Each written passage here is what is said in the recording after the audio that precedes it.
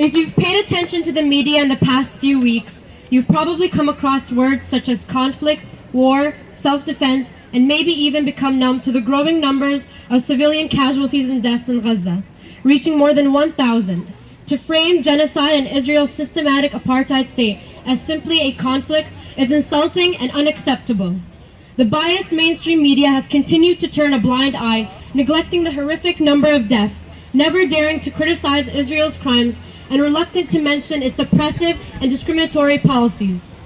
Continuing to brainwash the public and hiding the ugly truth, the ways in which the media justifies these crimes is a strategy the American government is all too familiar with. We stand in front of the American consulate today, acknowledging America's contribution and responsibility in this Palestinian genocide. Shame!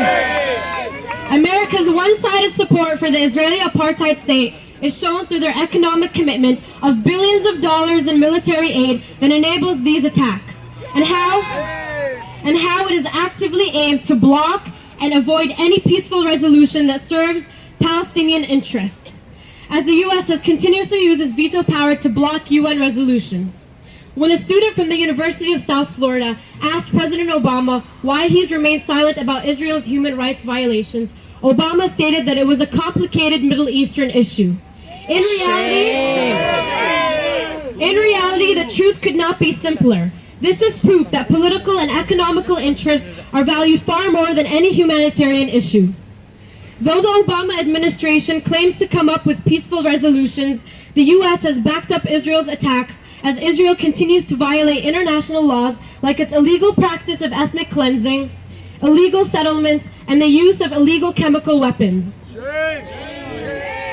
The U.S. stands silently as Israel violates 28 resolutions of the UN Security Council, 100 of the UN General Assembly, and an ongoing list of massive violations of human rights. Like past colonial regimes, resources are exploited as they continue to pass laws that isolate Palestinians in their own territories, where even basic needs such as water that runs through the West Bank is controlled by the Israeli military. Not to mention the existence of the wall and other separation barriers that are illegal by the International Court of Justice. The U.S. stated that Israel is the only democracy in the Middle East. But if there is one thing I know, is that targeting of not one, but several hospitals, civilian homes filled with families, children playing on a beach, or refugee camps is not what a civil democratic state looks like. Instead, democracy backed by the U.S. is a mask used to get away with murder.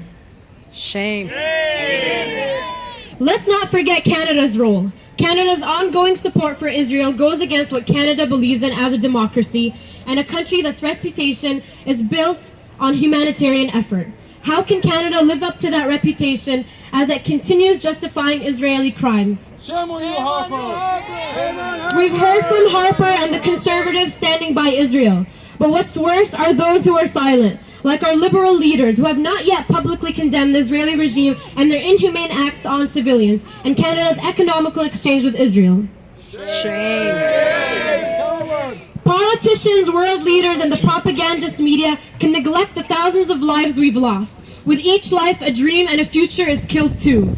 But as they cowardly remain silent, people like us who are standing here today and everywhere around the world are sending a message to these governments and leaders that we will not stand silent.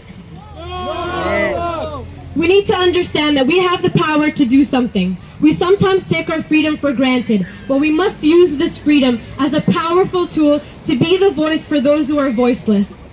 Thousands with voices like ours around the world have gathered in peaceful protest demanding an end to this genocide. Lastly, I just want to quote Malcolm X, who said, "I'm for truth no matter who tells it. I'm for justice no matter who it's for or against. I'm a human being first and foremost, and as such, I'm for whoever and whatever benefits humanity as a whole." This is just a reminder that no matter what personal beliefs you hold and where you come from, if you can distinguish right from wrong, then you will put cheap political divides aside and stand for and with humanity.